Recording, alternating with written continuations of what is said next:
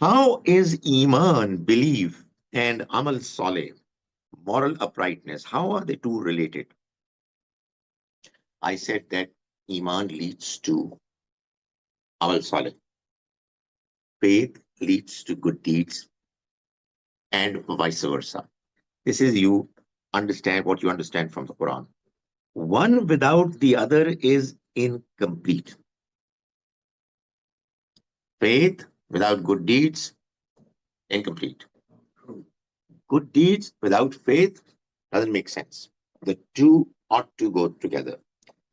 There's a verse in the Quran, I think it's in Surah Al-Fatih, says, إِلَيْهِ يَسْعَدُ الْكَلَمُ الطَّيِّبُ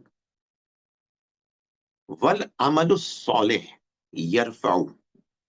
What it means is that the kalima at-tayyiba, that is faith, it ascends towards him. إِلَيْهِ يَسْعَدُ. And what pushes it up further is amal salih. So faith, the right understanding about this creation, is what takes you towards closer to the creator. But it's not going to go up unless it has the push, the support of good deeds. Amazing. I'm telling you, the Quran is amazing.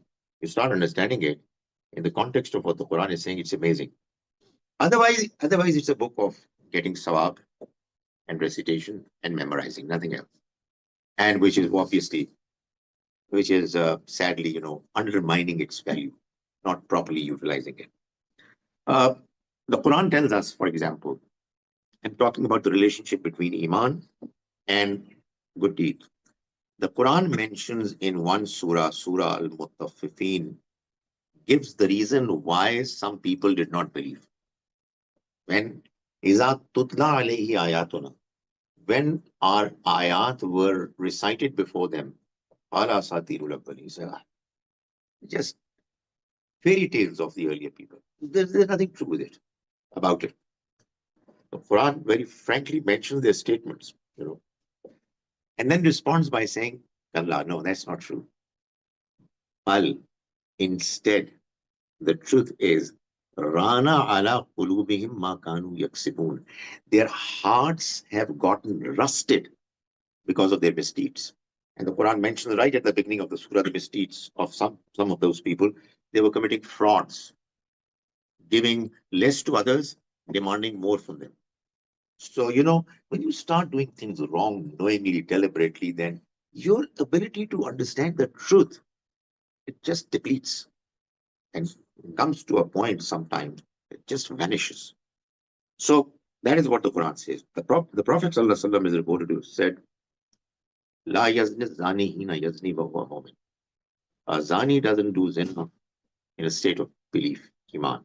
Wala yasriqu sariq hina yasriq wa huwa mu'min. And a thief does not commit theft while being a believer. So the one cannot go with the other. The two go together. Uh, that is why, if you read the stories of the messengers in the Quran, mentioned in a sequence, there are at least three surahs. Well, there are four surahs, but I mentioned three which are more prominent, where the stories of the messengers have been mentioned by the Almighty in a sequence. You know what they are? Surah Hud, Surah number 11. Surah Shu'ara, Surah number 26. And I missed Surah number 7, Surah Al-A'raf. All three talk in detail about the stories. What is very interesting is that while the first three messengers talked about, Nuh, Hud, and Salih alayhi salam, the understanding is that they presented Iman, believe in Allah, believe in one God, and the life hereafter. Lut and Shuaib alayhi salam are not seen in the text inviting people to faith.